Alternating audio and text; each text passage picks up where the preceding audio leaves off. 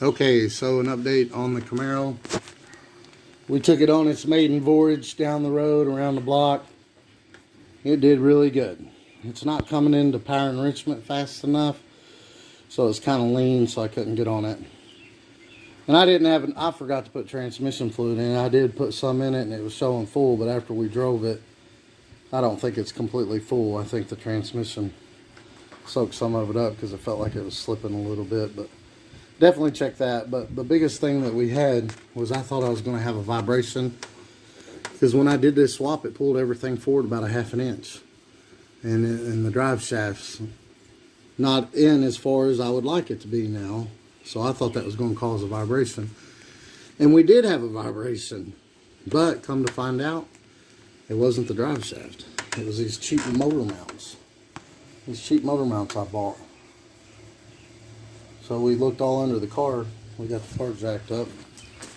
We was looking under the car to try to figure out why it was vibrating. And Chris came up here and just pulled on the motor, and it rocks back and forth. The clamshell is walking a good, at least a ½ inch both ways on both sides over the poly mount, over the polyurethane inside the clamshell for the engine mount, which really sucks, because now I'm gonna have to replace those. I should have put the solid mounts on it to begin with. You can see them down there. See if we can get in here. Good enough.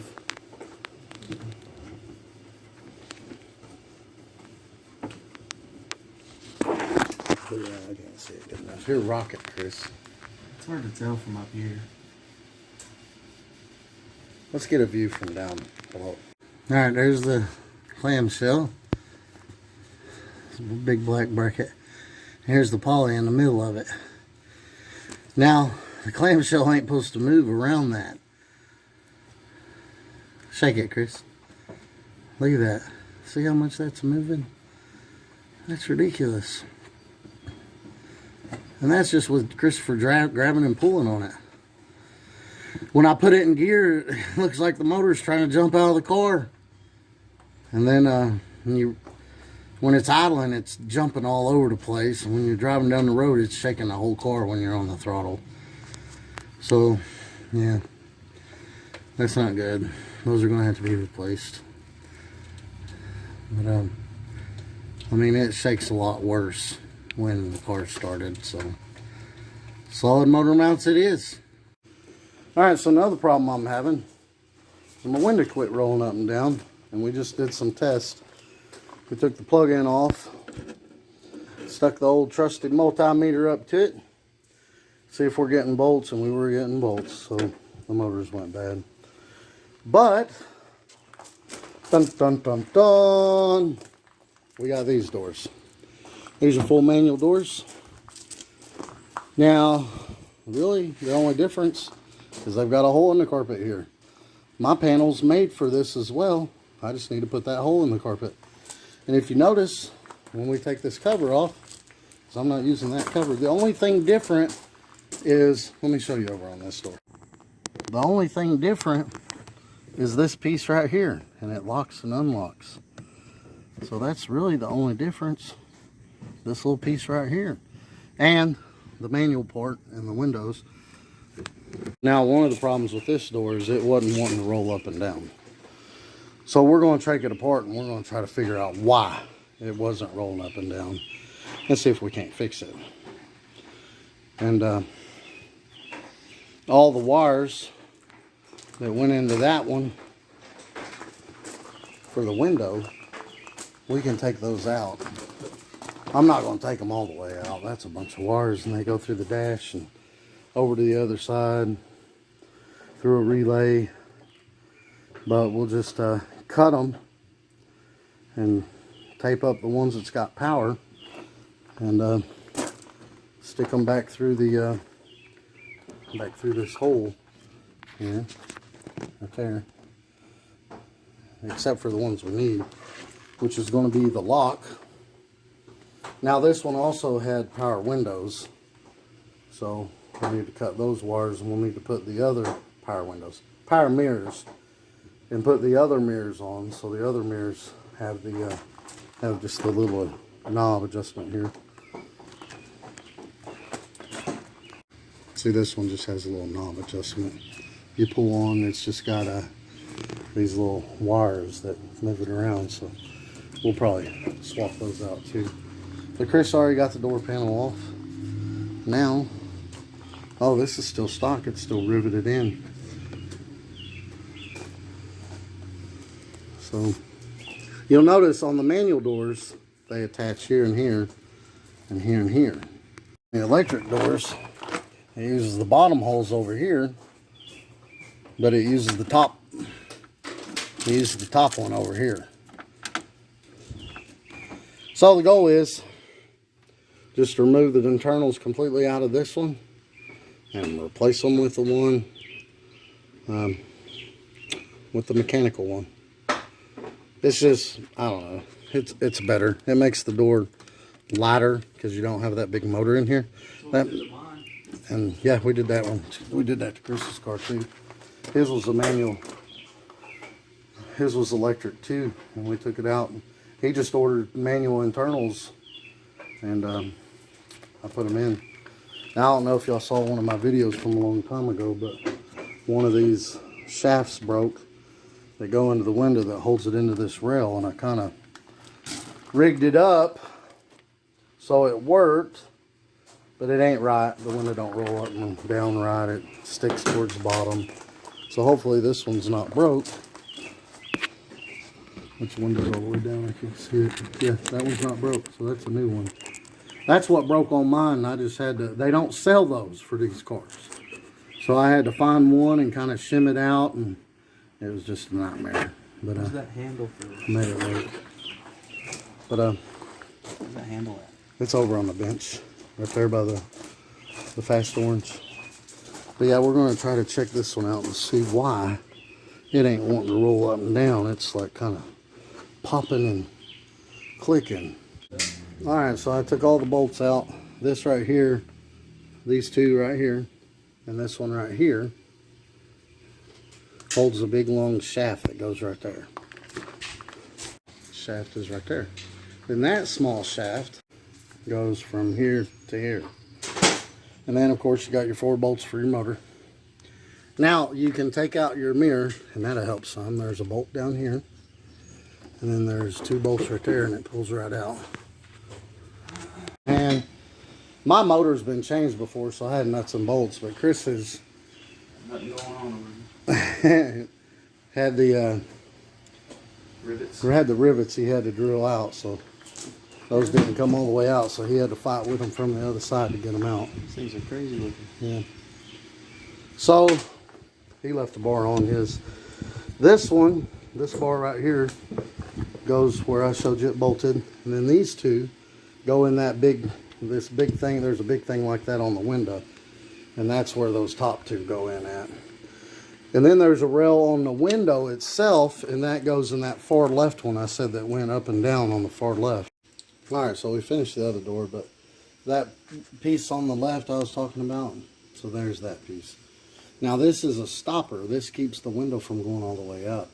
It's just a plug at the top. You take that bolt out and it falls down. You slide it back up. Now that rail comes off with these 2 bolts and this bolt, and then it just slides out the top. Now that rail for the one roller for the bottom, it's here and here. Take these 2 bolts out and you slide it off that way. And that's pretty much it for that. You can take the speaker out. It's not these bolt holes, it's these bolt holes. These outside bolt holes that take it off. There's only 3 of them. That'll give you more room to get your hand up in there and pull with it. But this one hasn't been changed before. That one's been changed before. So you got, when they're stock, they've got rivets in them. You got to drill those rivets out. And this also latches right here on that. But which that's been broke. But we're going to drill those out. I'm gonna take all the bolts out first, and actually I'm gonna drill these out first. We'll drill those out first, then we'll take all these bolts and these rails off.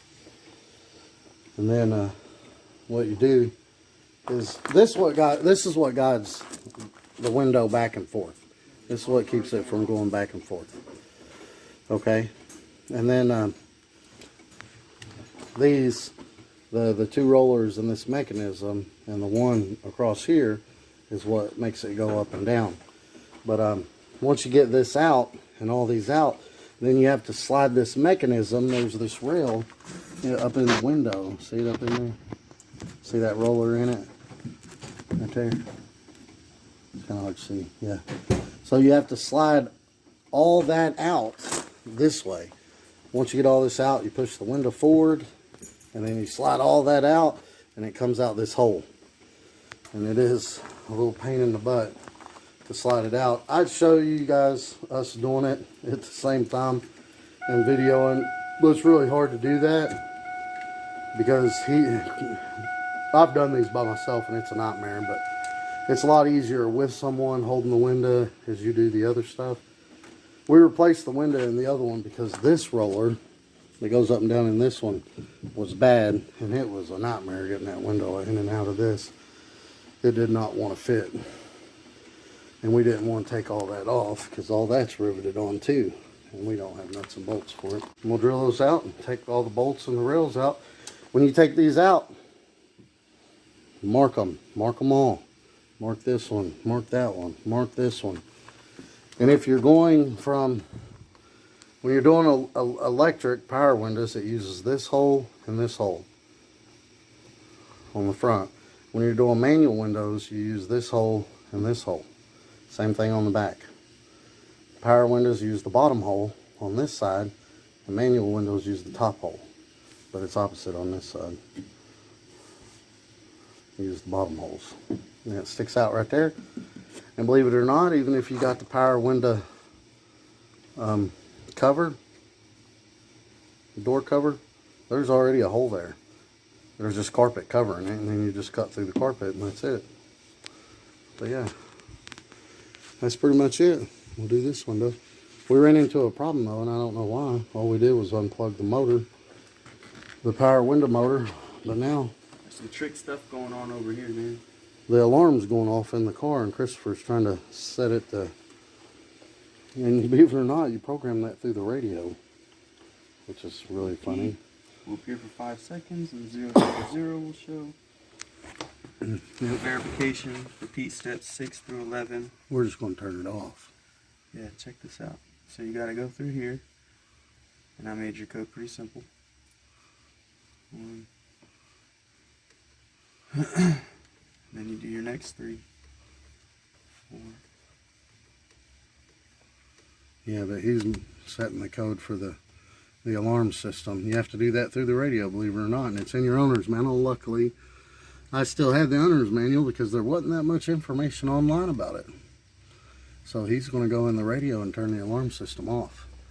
We tried unplugging this little thing in the trunk. It goes where your spare tire would go, and the trunk right there. And we thought unplugging that would fix it, but no, that did not work. Can you believe I just set the code? That code's never been set. Awesome. Now, if somebody's already set the code in your radio for the alarm system, You're screwed. screwed. But, sorry, so it says turn we had to pull the fuse for the horn. Check this out. Because the horn kept going off. So you turn the key on. It says hold 1 and 4 for a while. After you hold 1 and 4 for a while, it'll show secured. When it shows, if you enter secure shows on display and you wish to disable it, enter your security code as follows. Pausing no more than 15 seconds. 1 and 4 to secure. Press set. Set. Reset. And then go ahead. Press scan. So your first digit. Press set. Press seek. Press the lower knob. Zeros will appear again. 4, 5, 6.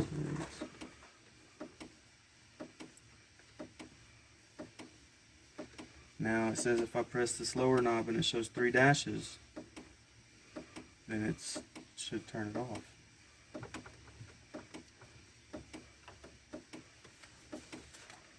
Well, it ain't off. If dash dash dash shows you have shut off the anti-theft deterrent feature. If security shows yours is still, I don't know what to do now. Huh. Well, we're going to try to figure this out, guys. And do the windows at the same time. Alright, we got this in. It's working good. Again, there's for the manual window. So, what you do is you have someone hold the window up about halfway. You slide the mechanism in. Get it in the door. When you put the mechanism in, it's got this gear and it's got this piece here. Try to line this gear straight up center. That way you can get to these bolts. That'll give you access to these bolts. You can stick your arm through here, typically. If it's in the center, you can. Or you can stick your arm through here, or you can stick your arm up through there. And I got pretty big, short arms, so I was able to get them in there. You start these 2 bolts. Okay? And then you, what you have to do is you have to roll the window all the way down to be able to access the bolt in this one, because this big gear will block it. Then once you got that one down, then you can roll the window all the way up as someone's holding it. Someone still has to hold it. And then it'll give you access to this one to stick it through the back. And then after you get your 4 bolts on, slide your one rail in. What's that? Yeah, that one right there. And it goes on that very bottom roller. You slide it in, you put the bolts in. Now raise the window all the way up, and then slide this one on this roller, and then put it in and put the bolts in it. Again, mark where you put them. And now we just need to put the stopper back in. And we marked everything, so we're going to put everything back the way it was. And then we can put the door panel back on this one. That's pretty much it, guys. Now, I'm pretty sure it's the locking mechanism on that one. We did something to the locking mechanism to cause the alarm to go off. Us resetting the alarm through the radio did not work. So Chris is taking that panel off now. I still got to put these things back on. And when you put these things back on too, there's little things on the window. See those little white things? Those got to catch this a certain way or the window won't roll all the way up. So you got to have those pushed up kind of far. There's that. So if they don't roll up all the way, it might not be. See that white piece comes up and hits right here and pushes the window forward. But so you gotta have those so far forward. But now twisting this piece off of here with the lock and the door handle and that thing, it's a freaking nightmare getting that off and on. But we left the wires in here for now.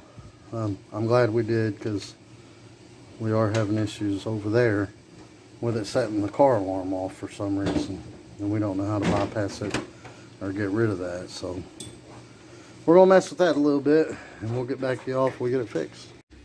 All right, I went ahead and put the door panels back in. I went ahead and put the manual, I need to fix this one. I went ahead and put the manual window switch, bezel, whatever you want to call that, in both sides, and both sides still have all the wires and everything like that. I thought maybe I'll just keep them in there, but for now. But I am going to change the bezels to where they just got the manual doors. They just got those bezels. The only thing on them is the lock. Never mind, I need to fix that. But we never did fix the alarm thing. So after some research, there's 2 things that set the alarm off, or not set the alarm off. There's 2 things that'll set the alarm, and that's the lock button or the key fob. When you lock the car with the key fob, and the lock button does it too. So apparently the alarm was set. We tried to open the door or something, shut the door. I don't know. Either way, it's the door setting it off. And once you set it off, you can't turn it off without a key fob or without turning the key on to the ignition. Turn the key to the ignition, it's supposed to shut off. But the problem with that is there's a little resistor in the key right here. So I just set the alarm off. There's a little resistor in the key right there. Where my thumb's at? The body control module that's over by the glove box on the passenger side controls all that. Now, it's these wires right here. They come down. There was a plug in there. I cut it. So what I did, since my key resistor is not reading in the ignition, I went down here and I put a resistor in here that matches my key. And that fixes that. Now, and that'll let you start the car and everything like that. And I did have resistors in there, but I broke them when I was replacing the dash, when I was putting that HVAC delete plate in there. So I broke it. And then you can't even, the starter won't even work when you do that. When you'll turn the key all you want and the starter won't work unless it reads that resistor either in the key right there, or if you put a resistor in here that matches the key. And shbox.com, shoebox, drop my phone, has a guide on what it can be within. So you measure your key, you find what it's within, and so here's the key values. They got low and high and the nominal and what pellet code it is for the key that you have. And the reason that people do this is because either the pellet inside the key, the resistor inside the key gets wore out, or the ignition gets wore out and it just doesn't read it. So people cut the wire and put it in underneath the dash, and they put that resistor wire in there and it reads it under there, so you don't really have to have that pellet in the key no more. You can go as low and high as the low and high numbers. But now, you're probably like, Marshall, how'd you get your car to start? Well, I couldn't find any resistors locally, and I wanted to start the car. So what I did is, up in the glove box there, you can see one of the wires to it right there. That yellow and black wire. You see that little gray thing right there? Right there? That's a clip for a relay. If you push that relay out and bring it around, well, you have to take the glove box off. There's 3 screws at the bottom of the glove box you can take it off with, but you take the glove box out and 3 screws and wiggle it out. You got to wedge it out, but there's a relay back there that controls the starter. All the body control module does is ground that relay out so the starter works. There's ignition. There's a small ignition wire going to it. That's the 12 volts to power the relay. And then there's a big yellow wire going into it, and there's a big purple wire coming out of it. The big yellow wire going into it, that's the starter hot wire. And then the purple wire coming out of it, that goes straight to the starter. Now, you can wire them wires straight together, and when you turn the key, it'll start the car. But what I did was, I just grounded the small yellow and black wire.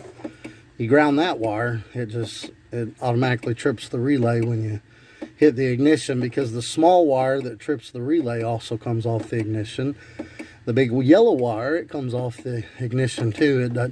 Those 2 wires don't become hot until you turn the ignition on. Turn the ignition, to the start position.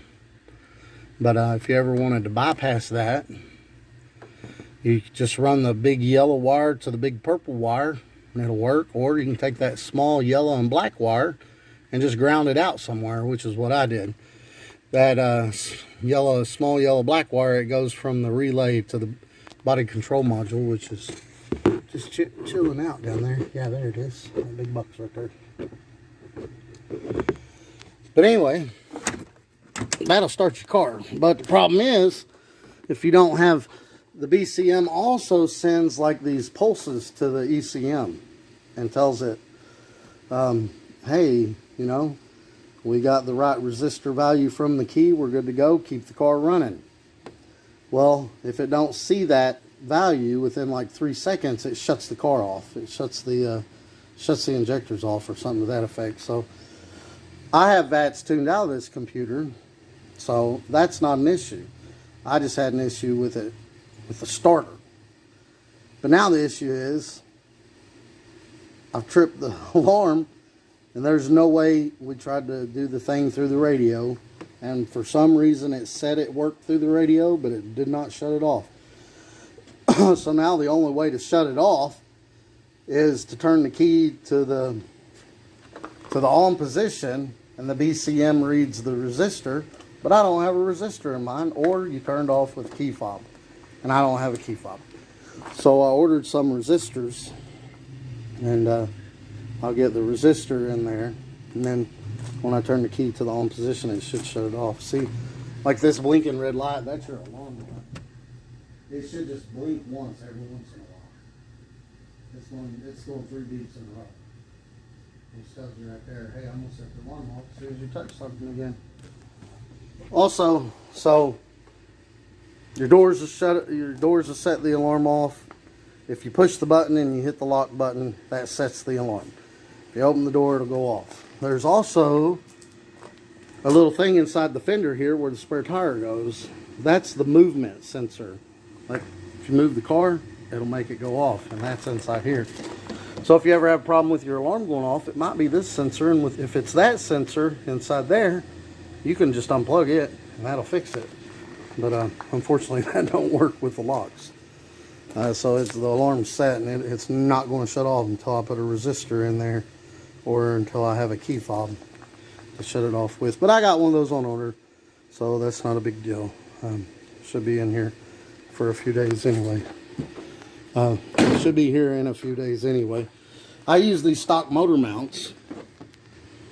I knew I shouldn't have bought them cheap things off of Rock Auto. You can't really see them. And I was only power braking the car in the driveway, and they broke already. I don't know if you... I think maybe I showed that earlier in the video. I don't know. Or maybe it was in the last video. But they move like an inch either way, man. The motor vibrates. You're on light load going down the road. It vibrates the whole car. Christopher was able to just lift up on the exhaust, and the whole motor moved a ½ inch. You put the motor in gear, and it acts like it's about to jump out of the car. So we're going to go solid motor mounts. It's a pain in the butt. You're going to have to change those in the car. Hopefully I can do that with just a jack and a piece of wood on the bottom of the oil pan. If not, I do have a cherry picker out there, and I'll just attach it to one of these head bolts. There's 3 of them right there. And there's 3 of them on the other side. And I'll just slide a cherry picker up in there. I'll keep it on the blocks. Slide a cherry picker up in there. But I tell you right now, man, I had a hard time getting them bolts through them polyurethane mounts, or whatever you want to call them, the rubber on them. I never got the bolts through there. That might have broke it because I had to beat the bolts through there. So I'm going to have a hard time getting them bolts out. It's going to suck. But anyway, put solid motor mounts on it. Check the transmission fluid again. The rear main seal does leak a little bit, so I messed something up there. But I think every motor I've ever owned leaked a little from the rear main seal. So I mean, it's not that bad. It's not, bad enough to... I don't know. I'll take the transmission out one day and try it again, but it just leaks a drop once in a while, but it is leaking. But yeah, that's where we're at. And there's some information for y'all on the Vats and stuff like that, how to bypass it with the resistor. Oh, also, if you bypass the starter and you're not able to access your computer to tune Vats out, they do make this little handy dandy little thing that'll plug into the computer. Or certain wires it connects to, and it'll mimic the body control module and keep the car running. It's called a Vats delete module or something. You just wire it into the ECM where the body control module would typically run, and you give it power and ground, and which most people use a keyed ignition source and a power and ground, and when you go to start the car, it'll mimic the pulses of the BCM to the ECM and make it think that everything in Vats is okay, and it'll keep the car running. Or you can tune Vats out. But either way, if your key's not reading your resistor, or you've cut that wire, broke that wire, or had a resistor in there and it broke like it did on me, the starter's not even going to work. It doesn't matter if you tune Vats out of the computer. The starter is still not going to work. unless Vats reads that resistor in that key, unless you bypass this starter relay like I did. But yeah, if y'all have any questions on that, I know a little bit about it. I know the 96 and the 97s are like that. I'm not sure if the 93 to 95 are like that. I'm not 100% sure, but I think some of the LS cars, I think the 98 to 02, I think they may be like that as well. But yeah, if y'all have any questions, just hit the comments there, like and subscribe, and have a great day. And I'll post a picture of that Vats module that mimics the BCM that you can hook up to trick the computer into thinking that the BCM sees everything that it needs in the Vats to keep the car running. But yeah, like and subscribe. Have a great day. Here's the picture. So this is just for if you're not able to access the tune in your computer to turn Vats off. You can use this instead, and it'll mimic the body control module's pulses to the PCM, ECM, the car's computer, to tell it or make it think that it's reading the resistor key and everything's good. So the body control module sends that up to the computer, and it's pretty cheap, and it's just like 3 wires that you hook up. The reason there's more wires on there is because sometimes you got to combine some of these wires to mimic different pulses for different types of cars. But yeah, if you don't want to pay $100 to tune Vats out, you're doing like a LS swap or an LT1 swap with a stock, computer, you can just buy this for $20, and it'll do that for you.